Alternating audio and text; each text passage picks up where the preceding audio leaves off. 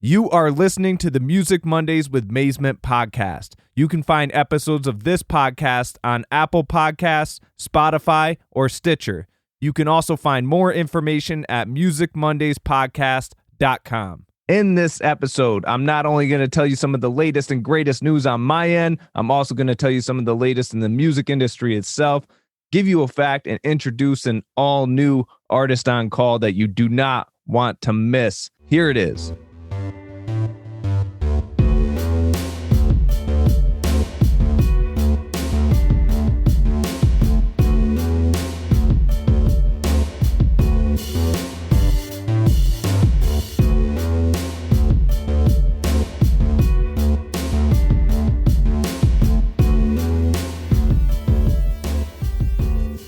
What's up, music heads? This is another episode of the Music Mondays with Mazement podcast. I am your host, Mazement. This episode is one of my favorites yet. I am introducing a new artist on call with the group, the Oddysy, out of New York.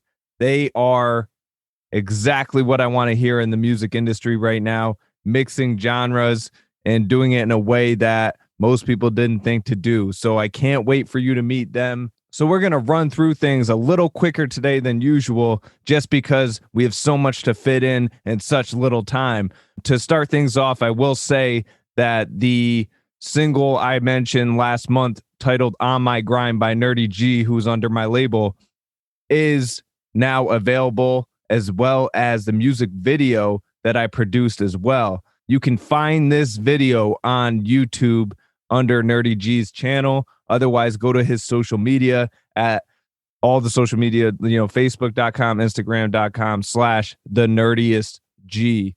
It is the premiere video to launch the video division of my record label, Rise Up Entertainment. So if you have a music video you want to do, or you have a friend that knows one, hit me up.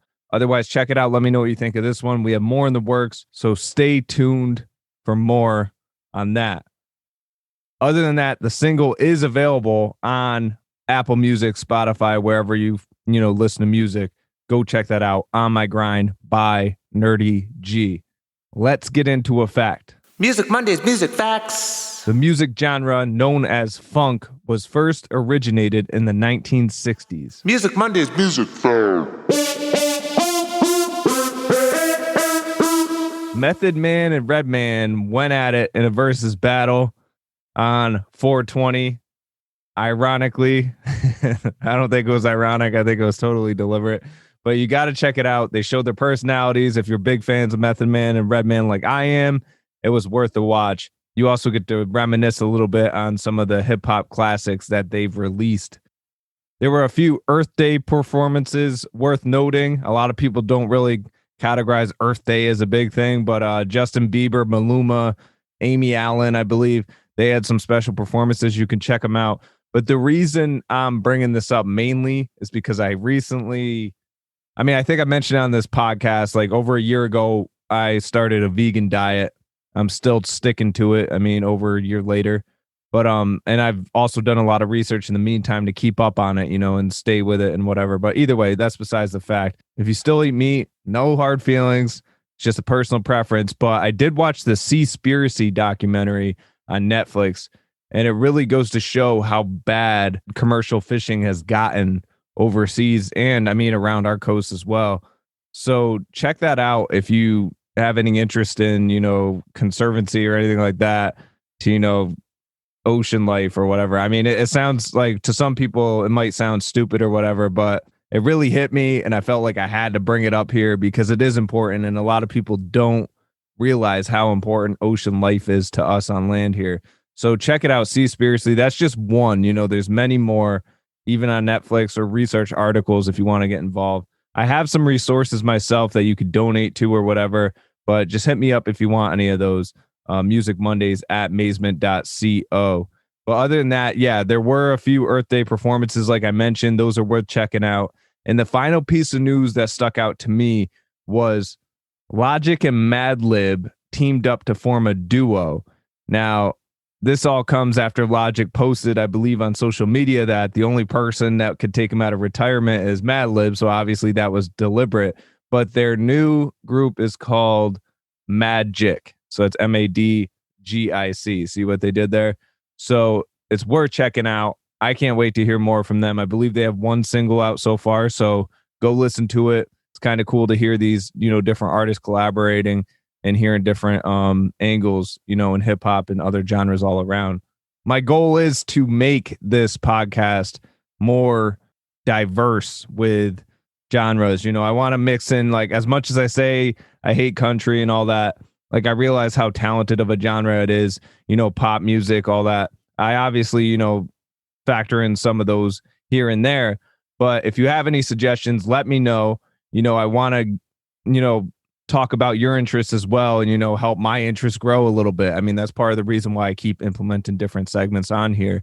So let me know what you think. If you have any ideas, shoot me an email, musicmondays@mazement.co, or shoot me a message on Facebook or any of the other social media platforms where you can find me. But other than that, like I said, we're going to get into an artist on call today. This one is one of my favorites. Not only do you have DJ Johnny Juice in this group, who's an Emmy-nominated producer, composer, turntablist, and many more. He has also worked with groups such as Public Enemy, which, if you don't know who they are, you should probably not be listening to this podcast. But you also have KJ, who's a very talented musician himself, who plays bass and lead vocals in this group. Now, you won't believe the sound that they come up with, and I cannot wait for you to hear them here. So that being said, here it is. The all-new Artist on Call. Artist on Call. Artist on Call. What's up, guys? How you doing today? What's up, man? How are you? Good. So we're here with KJ and Johnny Juice from the Oddysy out of New York City. Now, starting with KJ, how did you get started in music? What was the first exposure?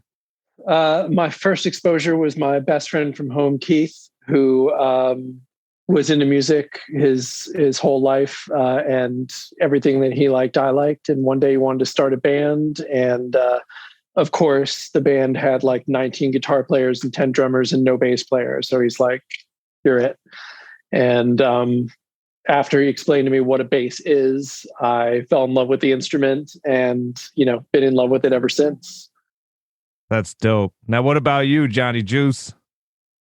Same question. How did I get into music? Right. I'm not even into music now. I don't know what you're talking about. All that gear is for show. Yeah. I started out at family functions. My grandfather was a percussionist. His brother was in a big salsa band in Puerto Rico. So I grew up where everybody kind of grabbed an instrument during big parties and rock. So we all picked out of the communal percussion pack, and I always ended up getting the bongos. So I started playing them, and the neighbors all played instruments like keyboards and guitars and things like that. Growing up in the Bronx in the 70s, you kind of almost fell into some kind of musical creative output type thing. So I started out as a b-boy, and you call them break dancers, and playing percussion stuff. And then I saw a dude, these two turntables in the park. His name is Grandmaster Flash. And I was like, ew, I want to do that. But I didn't know anybody that had the equipment. So I would go, pretty much hang out at other people's cribs that had equipment and kind of got on their equipment when they were smoking weed or doing whatever they were doing. So I became the guy that brought the weed over. I didn't smoke myself, but it was a distraction. So when they would break out to go smoke their weed, they would let me hang out and get on the turntable. So big shout out to DJ Will and the weed smoking buddies. Thanks for letting me get on. Just for the record, I smoke enough weed for both of us. Yeah. Now the question is DJ Johnny Juice still the supplier? That's the biggest question. No, why do you think I'm in this band? They're old enough to get their own weed. No, that's awesome. And obviously the Bronx is, the birthplace of hip hop in general too. So that goes to show right there, that you had no choice but to be involved. I remember like Grand Wizard Theodore coming through the academy to teach, and like that guy, being a legendary DJ. I'm honored to say I've ever met the dude because, creating that sound and everything. Yeah, shout out to the L brothers, by the way. What's your take on DJing today? Like, do you feel like, I'm assuming you're still authentic vinyl from all the videos I've seen. What do you think of all this new CDJ and digital mixing? What's up? What's your opinion on that? I have no problem with any. I mean, you having a piece of gear that can do things doesn't make you good. Right. I mean, I can give you, I can give you a piano that does auto accompaniment. Kind of got to know what key to press first in order for there to be an accompaniment to it. So I mean, yeah, it makes some tasks easier. I mean, obviously, there's a big thing with the sync button. You press sync and it synchronizes two records together. That may be true, but it's not going to synchronize a record that's 120 beats per minute with a 67 beats per minute record. One, two, it's not going to make them sound good together. So you got to pick the right records. I mean, that's like saying that somebody that took steroids could knock 450-foot home runs. You still got to hit the ball. You know what I'm saying? If you could, if I got into a batter's box and swung at them 90 something miles per hour fastballs, I'm missing every one. I don't care how much steroids I take. I can't hit them. It's just, there's got to be a basic skill level. So I'm not mad at any of that, man. You like vinyl, rock it. If you got CDJs, I remember when DJ Cheese won the world championship, the DMC championship, there was no scratching in the DMC. It was called the Disco Mix Club, and everybody was mixing. Every one of those dudes were pissed. What is this scratching crap? This is the Disco Mix Club. Why are you scratching? And now it's literally a turntablist battle. I don't see anybody mixing at all in it. Right. Sometimes the evolution is supposed to happen. Just let it happen. Stop bitching and just do you. I'm 100% with it. From a business standpoint, I think the only problem I have with, I guess it's not even an equipment thing because I guess vinyl DJs could do this too. But when I'm, offering X amount to do a gig or whatever, and then somebody undercuts me and all they're going to do is press play the whole time and not mix, like that shit drives me nuts. But then again, it's also like out of my control. I did what I could to sell it and they got it. So, I mean, you know what? People were doing that with vinyl. Right. There were DJs that just threw records on and that was it. Yeah. Yeah. So it's been happening. Honestly. So, I mean, you could say the equipment is responsible, but you want to know what really messed up music? CDs. Yeah. Yeah. You know why?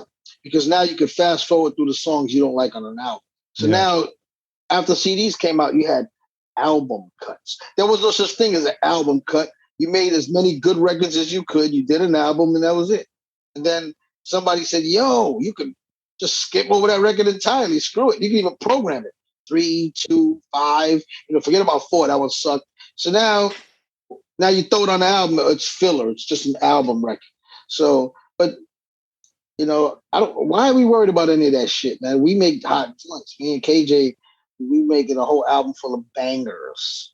Yeah, now people listen to like Stairway to Heaven and they're like, wait, that song's 10 minutes? Why the hell they do that? Like, how many guitar solos? Yeah, what the hell? That's an album right there, But like now your history, KJ, working in bands and everything, what inspired? I mean, obviously this could have been, DJ Juice's idea too, but like what inspired this whole group to form the way it did?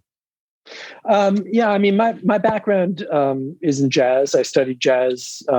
Went to a conservatory in Philly and studied under some amazing people. And so I thought everything had to be that for a long time. Fast forward, I moved to New York, realized that to pay the rent, you got to do a little bit of everything if you want to make it as a, freelance musician, and developed a taste for, an appreciation for everything. Everything became important. So after I got done being everybody else's bass player, I wanted to put out I wanted to do something that was more, more my personality, and had this vision for a duo. Me and somebody, a musical soulmate. So I started out by doing an EP produced by Scott Hull that has yet to see the light of day. And I had, I knew Juice from, previous lifetime, and asked him if he would, nervously asked him if he would scratch on one of the tunes. And it gave birth to this amazing thing that superseded the EP that I was working on and turned into this 13 song record that we got coming out. And this Odyssey, this musical Odyssey, no pun intended, it's, shit just happens like that. Sometimes, two people get together and figure out that they're thinking with the same musical brain. And that's where we met up. I love the blending of genres. And when you're blending funk and soul with that, and you're mixing it up with hip hop, game over. I mean, as soon as I heard that, I was like, damn. Yeah, we take pride in the fact that we're genre fluid. I mean, we don't, we sat and talked at the beginning of this whole thing, and we agreed. Juice said it best. We're not gonna make music for anybody but us. We're not gonna follow trends, and we're not gonna hold ourselves to a certain style or a certain instrumentation or a certain vibe. If we feel it, we're gonna do it.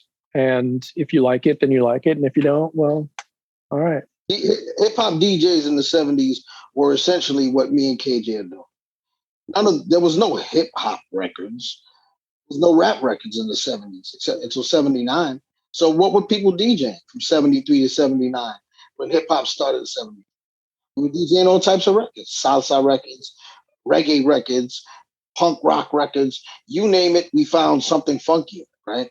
So Big Beat by Billy Squier, the Incredible Bongo Band's Apache, Booker T and the MG's Melting Pot. Like all these songs are from different genres. They're all from different groups that represent the whole spectrum of musicality. 100%. Some of them are real funky and nasty. Some of them are corny. Look at 3, That's the Magic Number by De La Soul, by Bob Durros, right? He's the guy that did Schoolhouse Rock. So, I mean, really? You know what I mean?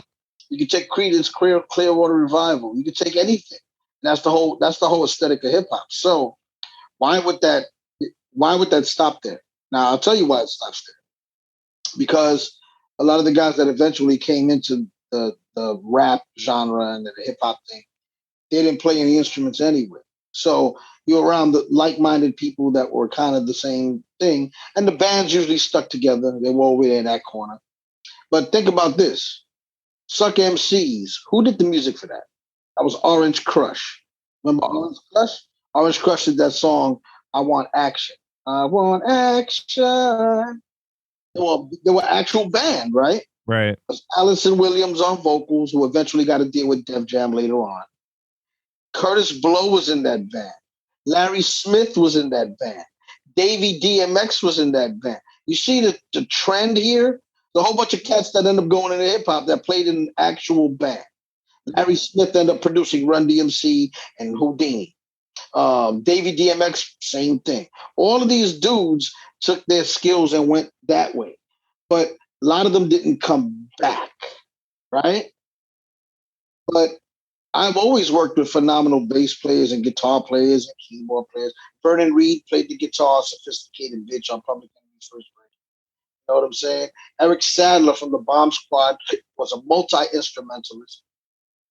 So when KJ said you want to do scratching on it, to be honest with you, he gave me multiple records. And I said, I don't think any of them, I mean, maybe 1 or 2 could use a little bit of scratching, but it's not necessary. Like if I was producing it, I would say maybe this one has a space for it, but doesn't really need it. Right.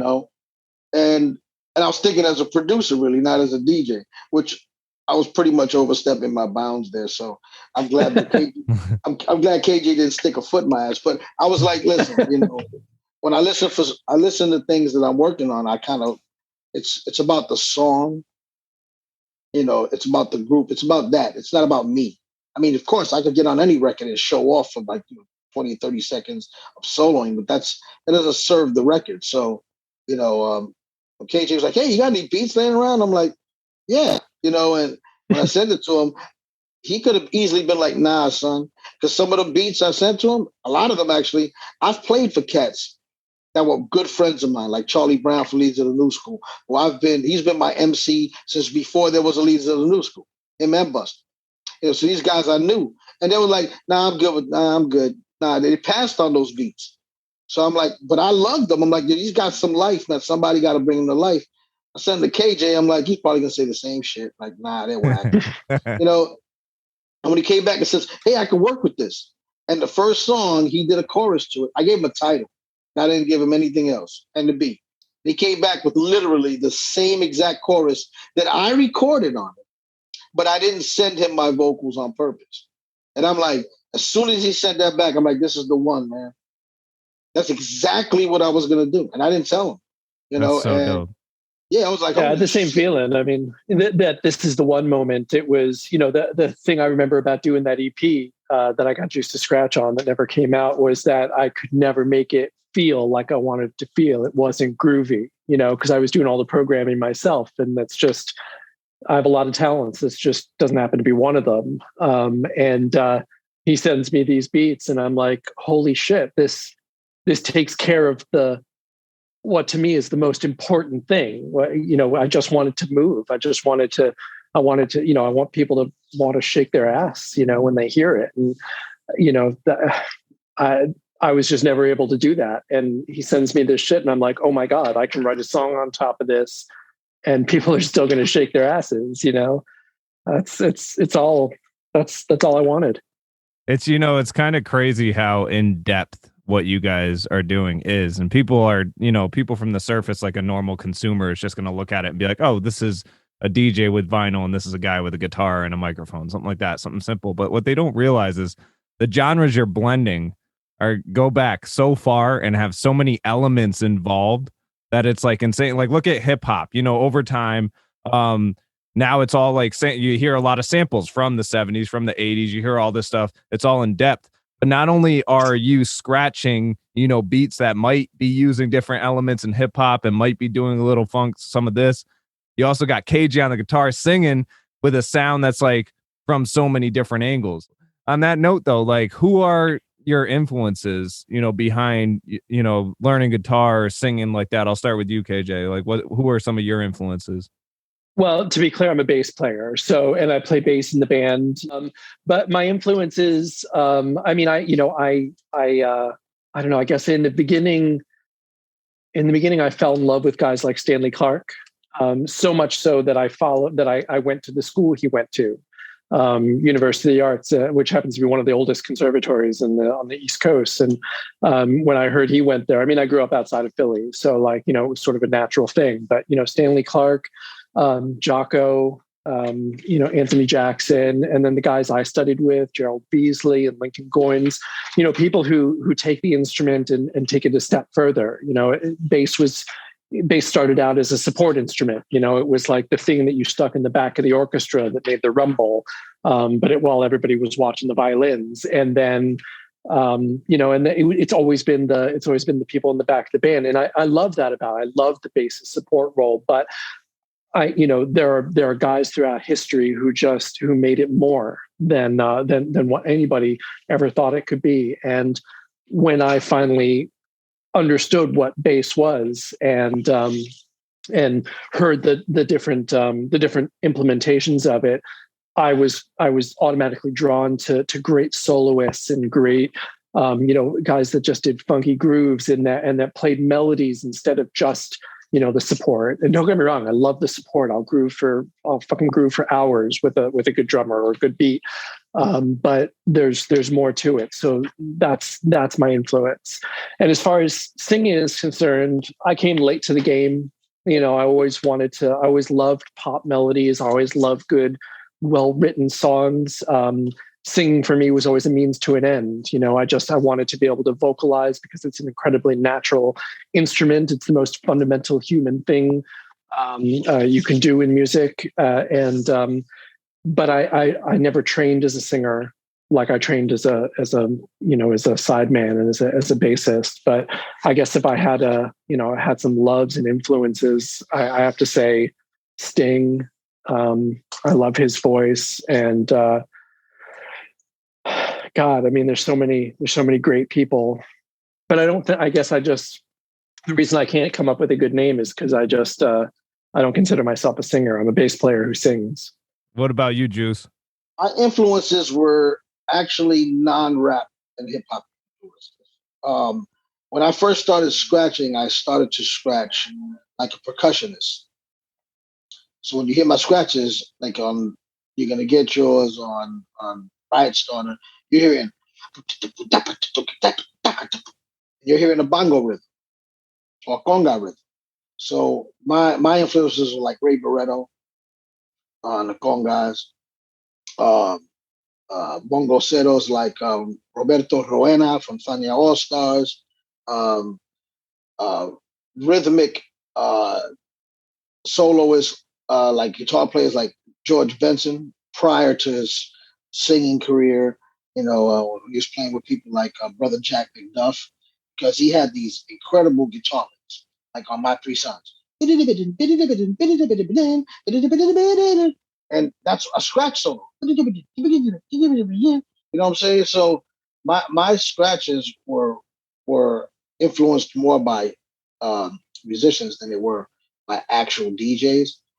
But the DJ that made me really want to DJ like that was Grand Mix and DXT, or at the time D Street, because that's how it was pronounced.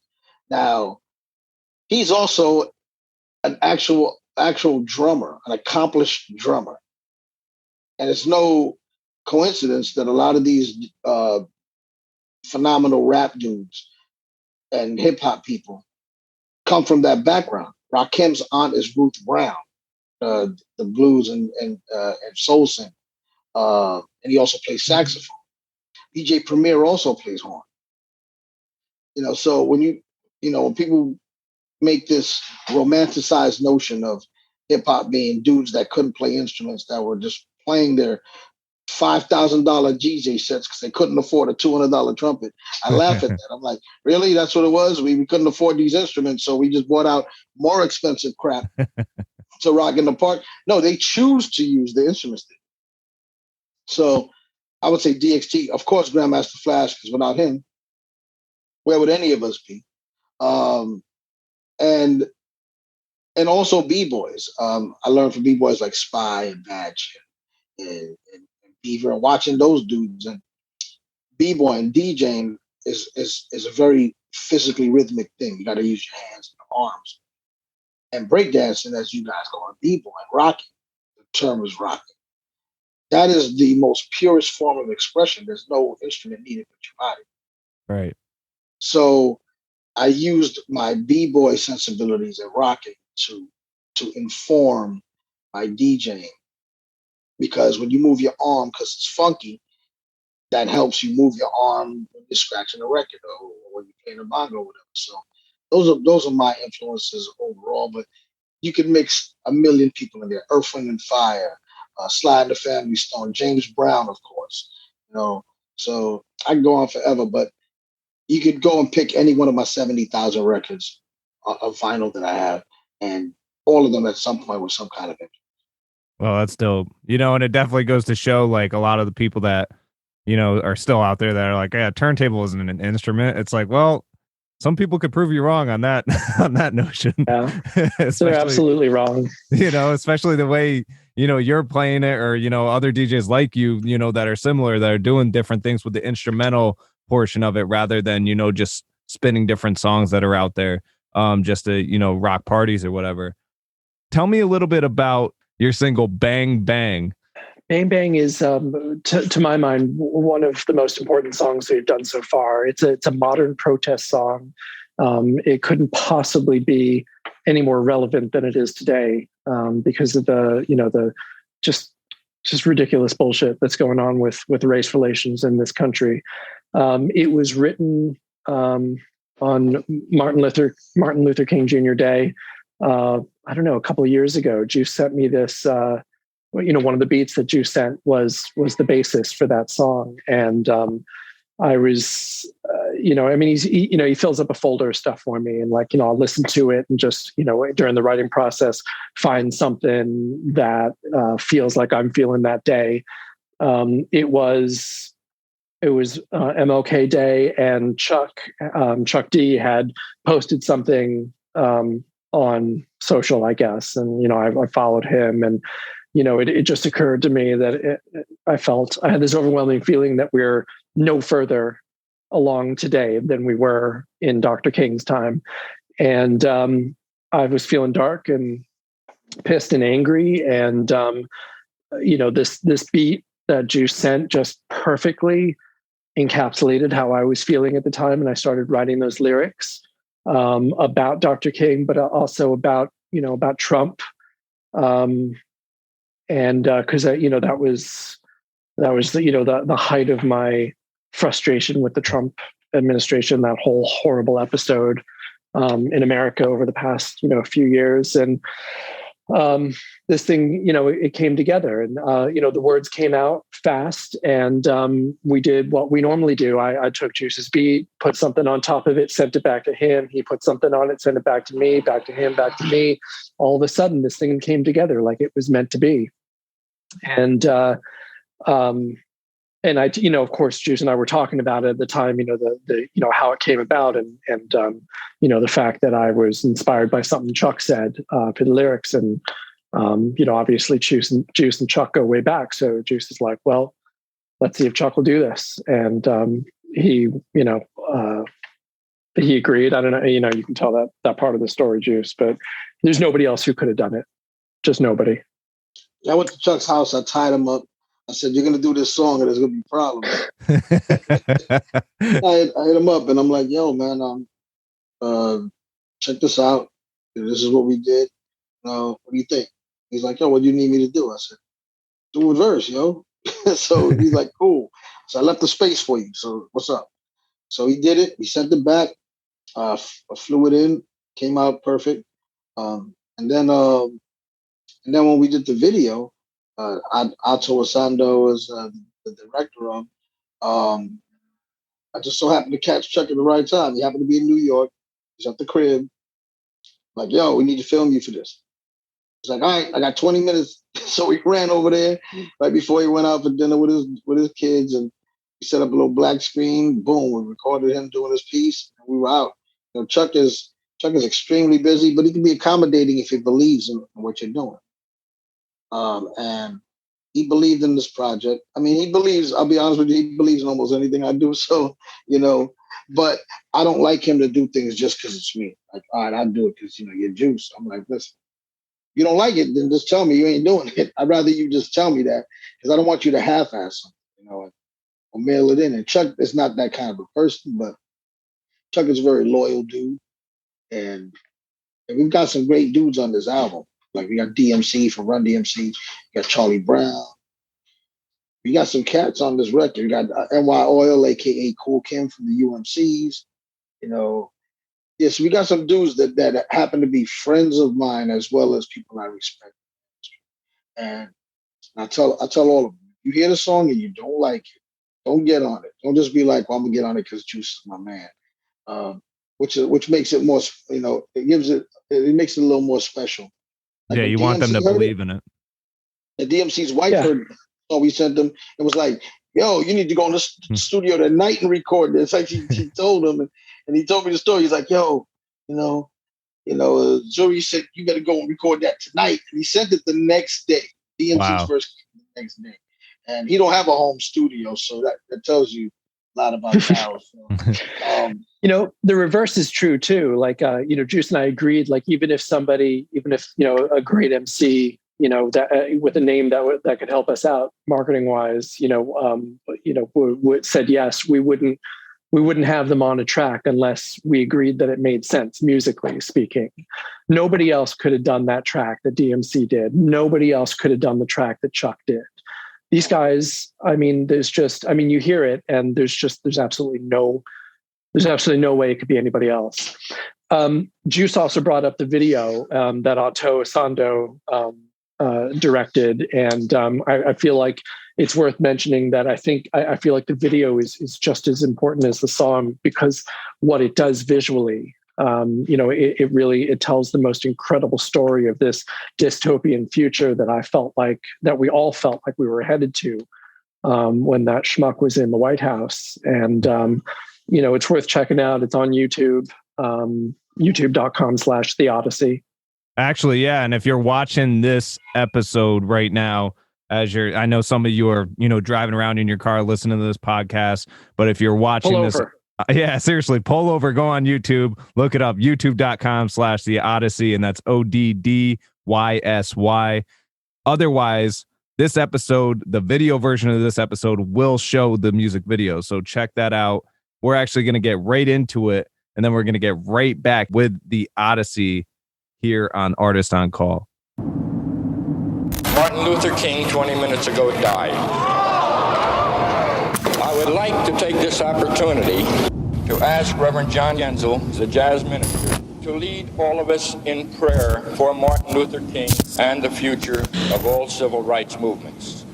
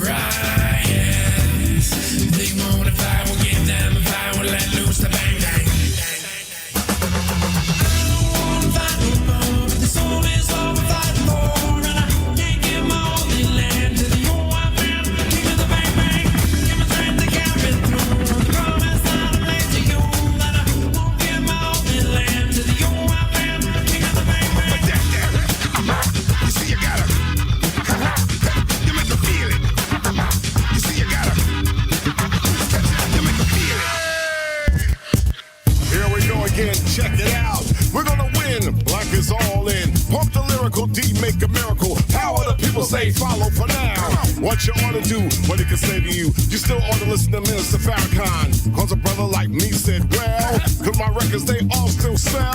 That's why they got me in the cell. But it's the wax that Johnny Juice spun. 2020 never had a gun. 5-0 said freeze. And they got dumb. Public enemy number one. Still uncannibal. The rhyme animal. Back is the incredible. Once again, what a brother know. Death row. How low can you go? Bass. Turn it up. Bass.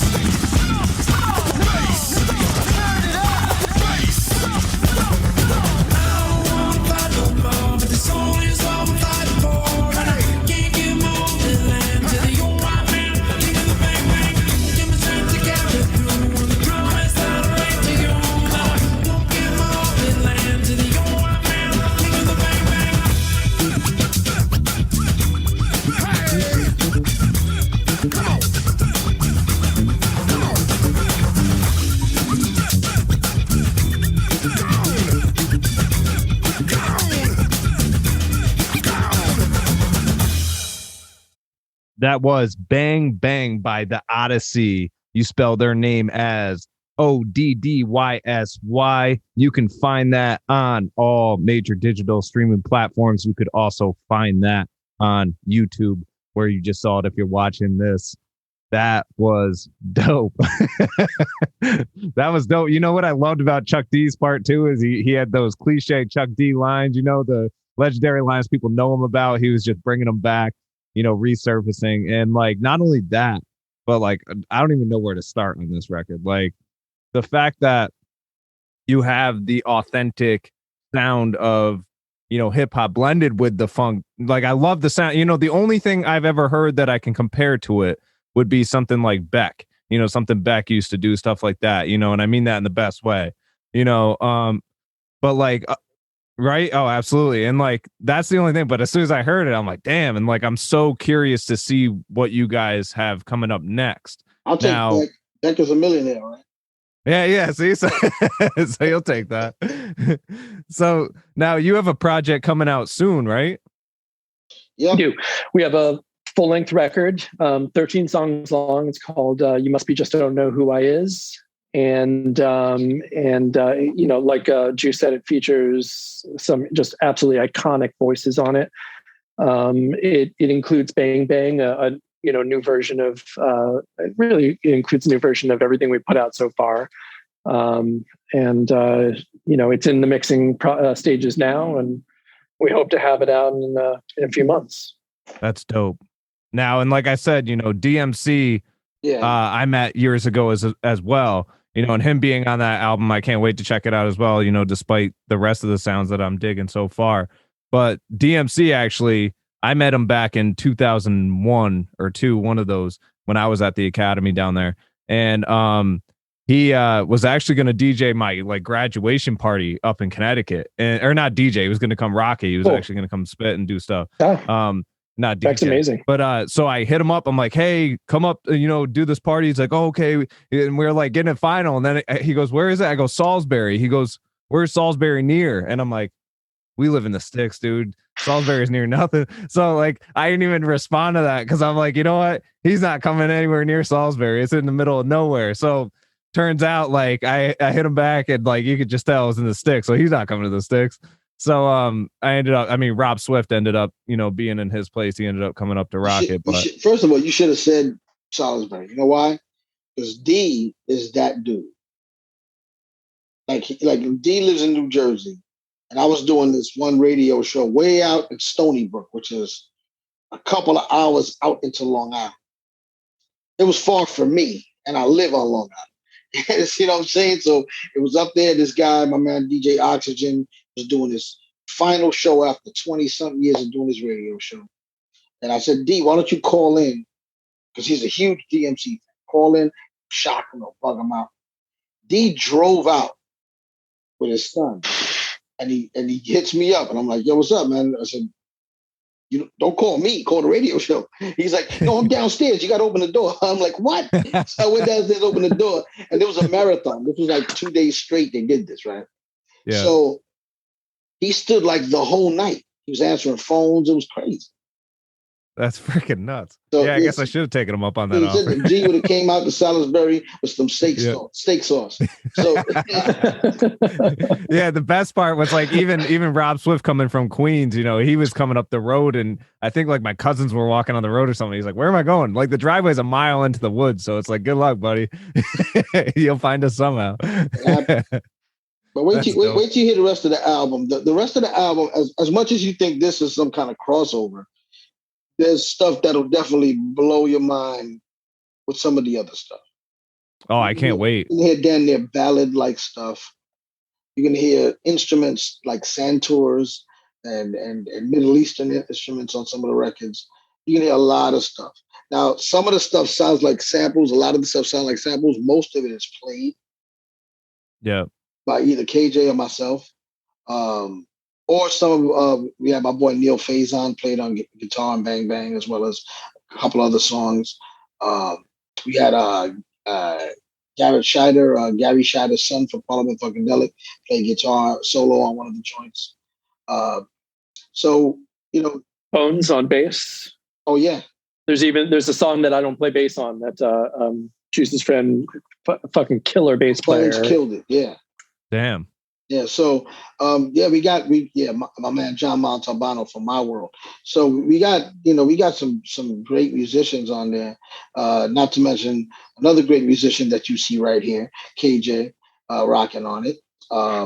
Me, when I feel comfortable, you hear me playing some instruments. I'm rocking keys, and a couple of songs I'm even playing bass. Go figure, right? So that's so dope. So you never know what you're gonna hear. But you know what? The thing is, it doesn't really matter. As long as you feeling it, you vibing. As long as it sounds like it's organic. We don't force a marriage of sounds. If it doesn't work, it doesn't work. If it works, it's in there. Right. But you're gonna hear, and we're honest about that with each other, which I think is rare right. for a band. Oh, 100%. You got to throw the ego out the window. I mean, I've been accused of having like an ego, but I think that it's been misinterpreted. When I feel a certain way about a song, it's not because it's mine or because of it. It's because I'm fighting for the song. Right. I think, the difference between you and most DJs I know too is you're very particular about the instrumentation, which I like highly respect, because you're more about like you're not about the commercial, side of DJing and everything. You're about the sound. You're about the feeling behind it, and you're about using turntables as an instrument, which I'm like 100% behind. So if you have an ego, have an ego. You deserve to have an ego. The thing is, man, it's not even about using the turntables as an instrument. It's about playing an instrument, right? So, you can get Emmett Otter and get my jug band or whatever. Guys using the little washboards. I mean, none of those are instruments technically, but whatever you're gonna play it. You know what I mean? So if it works, use it. If it doesn't, don't use it. It's that simple. If I'm fighting for something in a song, it's not because I'm married to it because I did it. I'm married to it because I believe in it. And I think it should stay, or I think it should go because the song dictates that, right? So the song is the one with the ego. The song is the one that wins. The song is key. Me, I'm just a vessel adding to it. KJ is just adding to it. But the sum is greater than the parts. Okay. Like, how is, like, obviously you probably have a marketing team that's doing all this, but like, how is marketing a group that is in such a niche as you guys are? Would you say it's more complicated, or it's easier just because it's so different? It's impossible. I mean, the music industry has boxes, and if they can't stick you in a bucket, they don't know what the fuck to do with you. And we don't belong. We don't go in a bucket. We go in 5 buckets. So what kind of music do you make is the first thing that people ask you if you say you're a musician. God, I don't know what to tell them. You should say what I say, the good kind. So they say, what kind of music do you make? The good kind, right? So the thing is, somebody asked me a long time ago, what genre would I call it? I'm like, I committed genre side a long time ago, right? I don't believe in genres. Genres are created essentially so they could sell records to certain demographics. And they didn't really become super important until like the 70s when singles were coming out, right? But before that, you called it. The real reason why they came out with genres was so they could pigeonhole black music, right? Like, how do you know you listen to a black artist? It was called rhythm and blues, right? Just like the Harlem Globetrotters, right? You know that the Harlem Globetrotters weren't from Harlem, right? They're from Chicago. I didn't know that. The reason why they called them the Harlem Globetrotters was because they were a black team. And back in those days, there were no black teams other than the Harlem Rams, who were actually really from Harlem. So if you heard the word Harlem in front of the team, you had to assume they were black. Jesus. So this was their way of saying, yo, just so you know, when you show up, there's going to be black people playing, right? So that's what genres were, essentially, for music. Just so you know, when you show up, you're going to see an old black dude with a guitar singing instead of an old white dude with a guitar singing. So these genres are meant to kind of do that in that kind of way. Yeah. So now look at all the freaking subgenres that are out today. It's right. Like freaking genre for everything. We don't care about genres. I don't care. You know what? But people now that say they're a hip hop DJ, and you mentioned turntablism and all that. There was no such thing. Either you were a DJ or you were not. Right. When I was first started. Well, and like you said, DJs back then were spinning records of all decades. It wasn't just hip hop, Yeah, well, there was no hip hop, so you were spinning different records that you spin records that make people dance. We are the equivalent of that now. We make songs that make you dance, or to make you think, or to make you whatever, to give you some kind of emotional, some kind of response. But it doesn't matter what you want to call it. What difference does it? You want to call it rap, hip hop? I don't care. You want to call it pop? I don't care. You know what? Just, you know what? I don't care what you call it. Just buy it.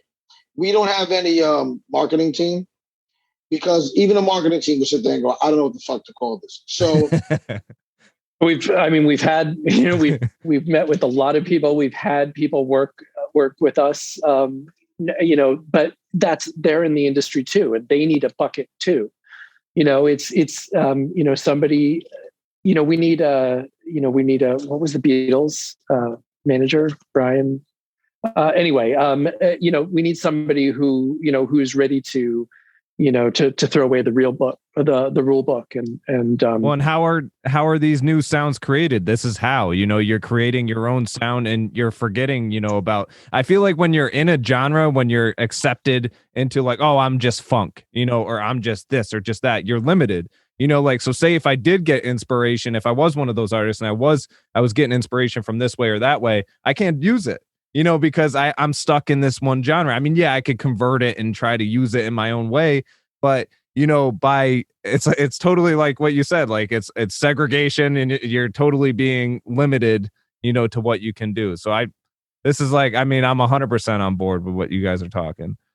Now, that being said, look at hip hop and look at the industry today. It's totally different. When in the 90s listening to hip hop compared to today and like rock, is like classic rock is now like country in a way. It's like, it's really weird how, the it's evolving and everything.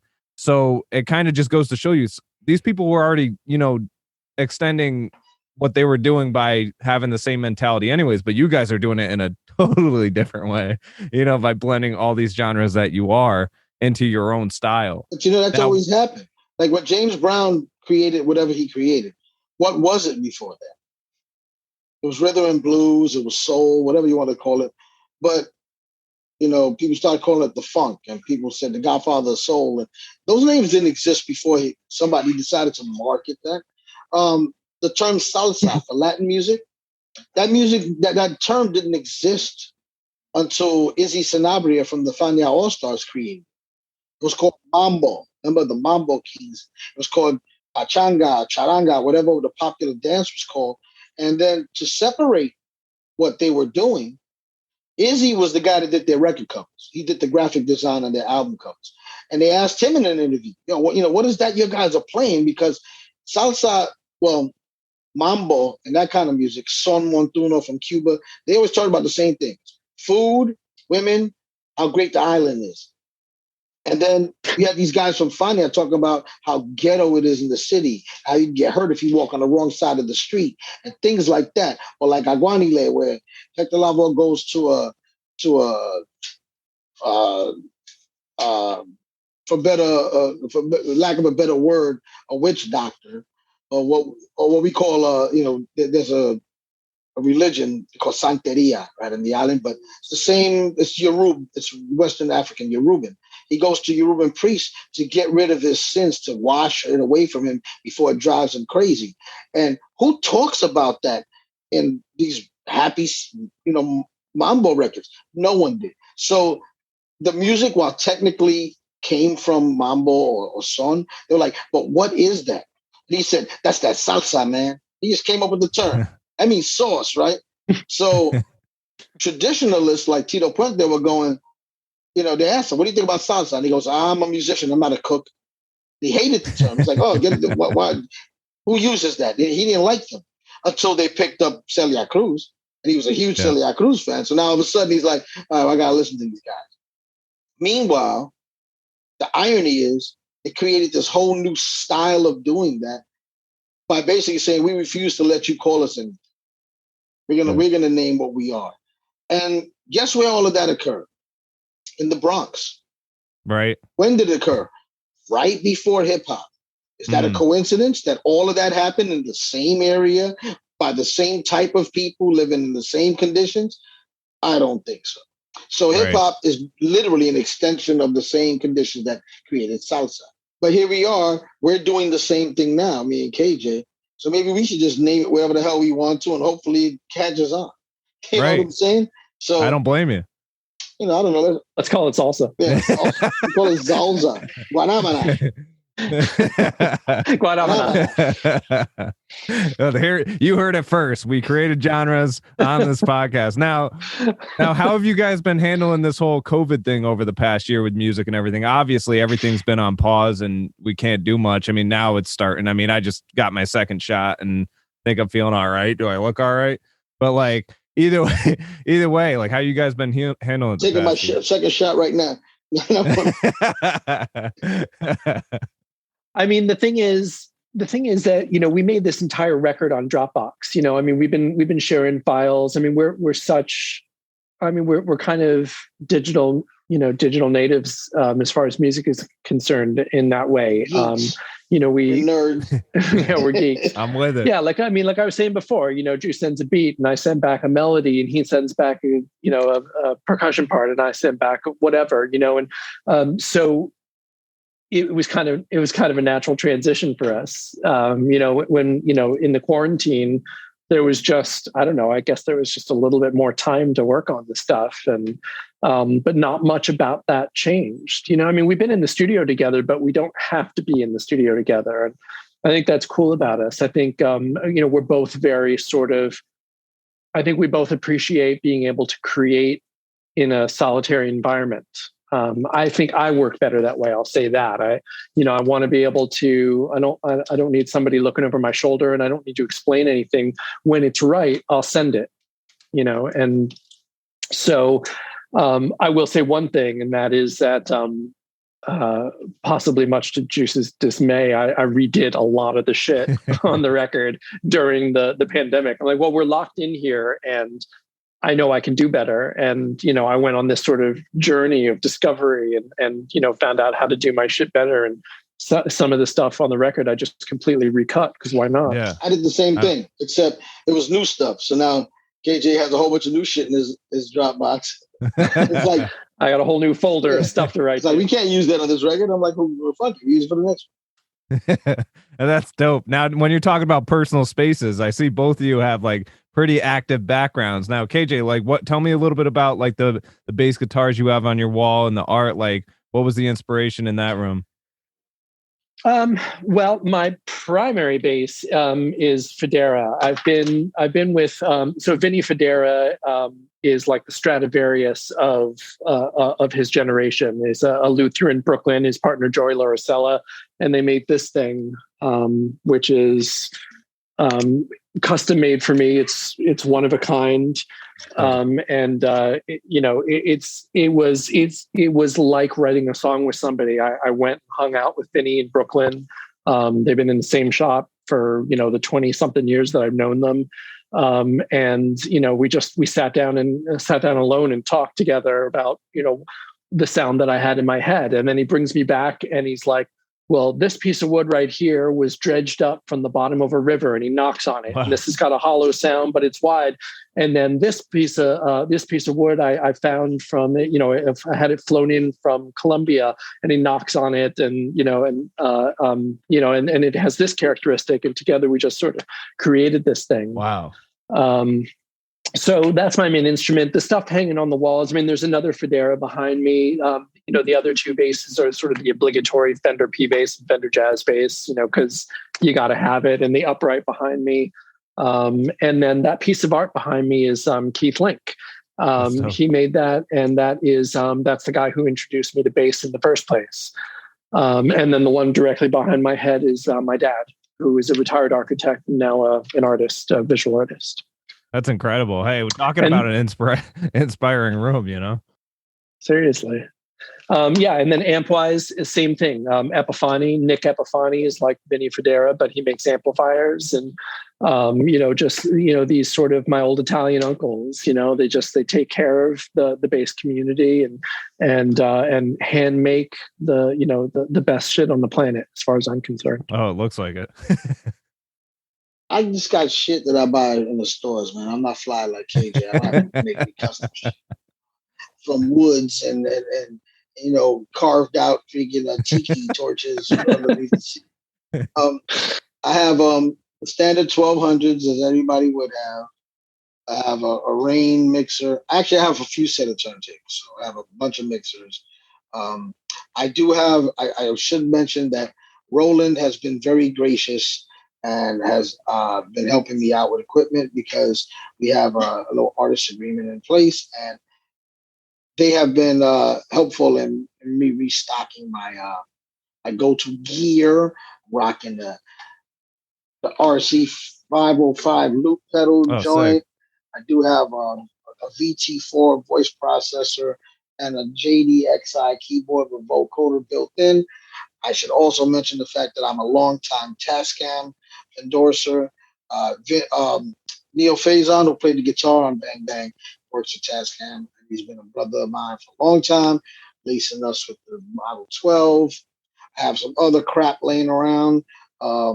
I wouldn't say it's crap, but it's useful gear. I have a bunch of MIDI controllers, sample playback things, and I'm a longtime Cakewalk user, which was the way I met KJ through my boy Carl Jacobson, who was at the Cakewalk at the time. So, you know, these connections actually are more important than just them providing gear for me. I've always said that if I was going to endorse a product, I'm really endorsing the company, not just the product. So I have to have some kind of personal connection with somebody at the company, not just hey, you're another dude, fill this paperwork out, blah blah blah. I don't dig that, because what happens is when those guys leave and nobody else knows who you are, they don't care. I've been lucky enough for some of these guys, when they leave that company, go to another company, get a phone call. Hey, Juice, I'm not at that company anymore. I'm over here. We got some great stuff that I think would be perfect for what you're doing. See, that's what happens when you have a relationship, not just a deal. So, but I will use whatever the hell you throw for me. So you throw two rocks in front of me, I'll find something to bang them on, and then they'll. People do throw rocks at him. So he would make some instruments out of tiki torches if you got him some tiki torches. I would. They have to be hollowed out and have to be sanded down with 120 grit sandpaper, and then they have to be shellacked. Well, I guess I would be remiss. I better give shout out to the rest of our relationships. MXR Pedals, and also Juice hooked me up with the fam at Roland. So thank you to them, and also Labella Strings, another Brooklyn company. Just handmade good shit. Louis hooked us up with some dope mics. This is the part where we sound like ear horse. No, dude, I'm into it. I'm the same way. You guys said geek. I mean, I'm all. If I was to turn this camera and you'd see the studio, you'd be like, oh yeah, same thing. Well, I happen to be an electrical engineer. Oh, okay. Computer scientist, so they break, I open them up and I fix them. See, I totally respect that, because actually the ground on mine's broken right now, and I was just learning how to solder. Juice will be right over. Just send them your address. Yeah. Now I know. That's crazy. Yeah, because I got to send you that invoice, baby. No, that's dope. And if you're watching this on YouTube, you would have just seen the Oddysy and their music video for Bang Bang. You will hear them soon with their 13-song record called You Must Be Just Don't Know Who I Is, featuring Chuck D, Daryl DMC McDaniels, Cool Kim from Leaders of the New School, and Garrett Scheider. And many more. I mean, down the road, I'm sure you guys are going to collaborate with a lot of people. Now, tell me this record is coming out on vinyl. It has to. Oh, hells yeah. Are you kidding? 180 gram, and we have yet to decide on the color, but it's coming out on colored vinyl. Look at that. See, the single is actually on vinyl, so this is limited edition. And where can people find the single on vinyl? On theoddysy.bandcamp.com or theoddysy.com. So TheOddysy.com. And we got limited edition red vinyl, 7-inch, and regular black vinyl 7-inch. And we also have t-shirts. And when the record comes out, it's going to be on 180 gram vinyl, and also cassette, and possibly 8-track, and one of those old Edison cylinders from the late 19th century. I'm with it. There's only so many records we could put on vinyl now, and this is definitely one of them. You guys are definitely starting a new movement, and I'm respecting it. Usually I'm not a fan of artists until they come on Artists on Call and I hear about them. I'm like, oh, okay, I'm a fan of this person now. I was a fan of you guys before this even started. As soon as I heard it, I was like, okay, I got to get these guys on so I can, hear more about it.